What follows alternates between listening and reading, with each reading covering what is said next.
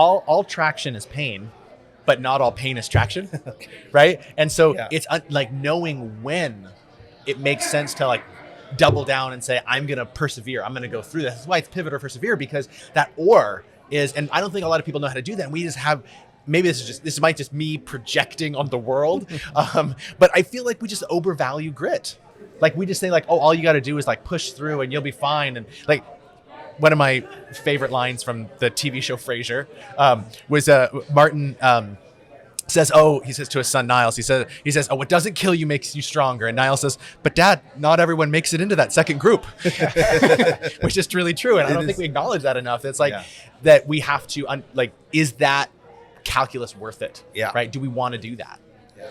I'm just still thinking about this new icon creature called the monkey dragon. We have a new story here. It doesn't yet answer the question though, why you are avoiding trading the monkey.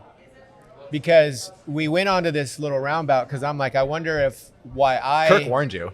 Avoid it. But I'm just wondering like where is that for you still? Because there is a level of you see the hard, but there's this other hard, and we don't do it. You know, we avoid it for whatever reason. Yeah.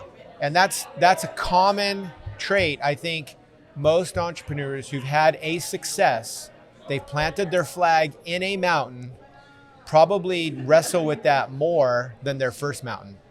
I wonder if it's even more common in that second, third. I think there's a variety of ways to frame what you're describing, which makes us understand that we've been wrestling with that question as a group for a long time. So back to Mitch's question. Yeah. So me personally. So one of the fun things about resistance is that it changes every day.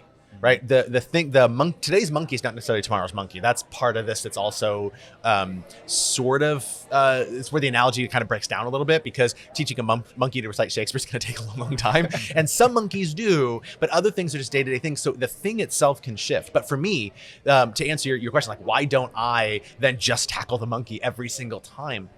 For me, I end up falling into usually a couple of simple traps. And they're easy to avoid. No, that's not. They're not complicated to avoid. They're simple to avoid. They're hard to avoid, but they're simple to avoid. I don't know if that distinction makes sense between hard versus complex, right? Two things. Okay.